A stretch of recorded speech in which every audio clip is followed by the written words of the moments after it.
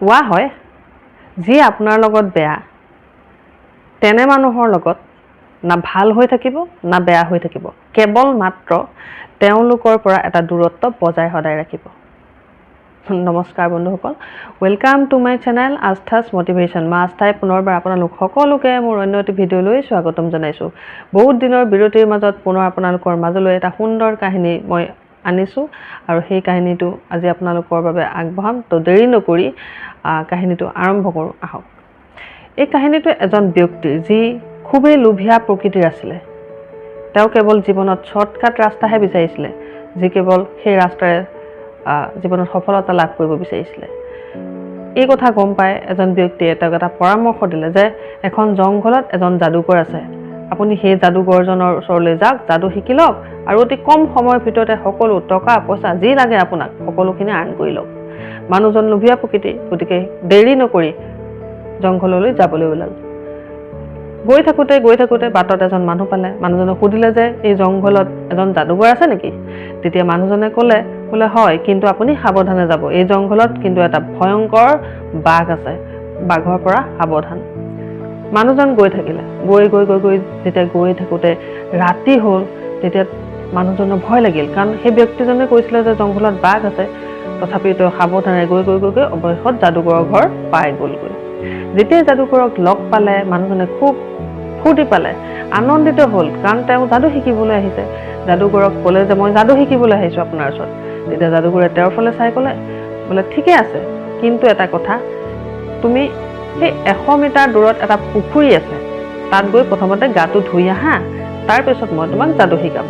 ব্যক্তিজনে দেৰি নকৰি ততাতৈয়াকৈ গৈ পুখুৰীটো পালেগৈ। তাতে গা পা ধুই ধুনীয়াকৈ কাপোৰ কানি পিন্ধি যেতিয়া আহিছিলে উভতি, আহোঁতেই এটা বাঘ ওলাল সন্মুখত।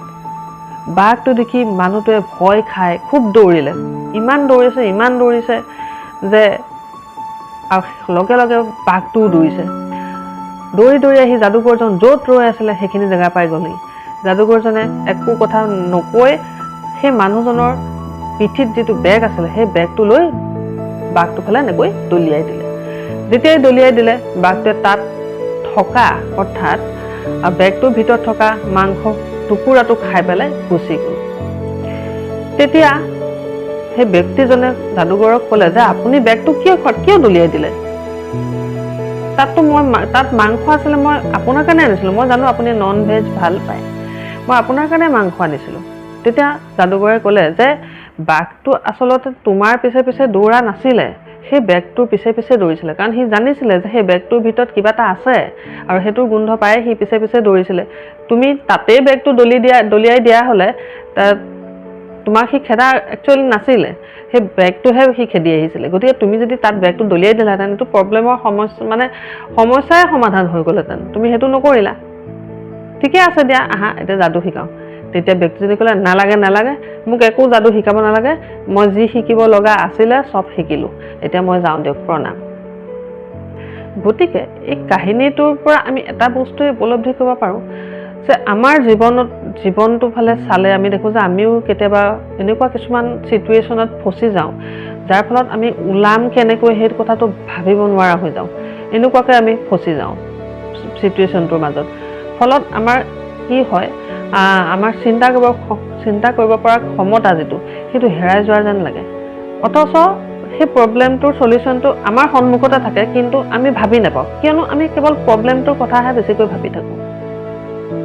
কিন্তু যদি আমি অলপ ঠাণ্ডা মগজেৰে অলপ ধীৰ স্থিৰভাৱে ৰৈ হৈছে কি বস্তুটো, সেইটোৰ ওপৰত যদি অলপ অনুধাৱন কৰোঁ যে প্ৰব্লেমটো কি হৈছে, ইয়াৰ চলিউশ্যনটো কি হ'ব পাৰে, তেতিয়া কিন্তু চলিউশ্যনটো ওলাই নিশ্চয় আহিব।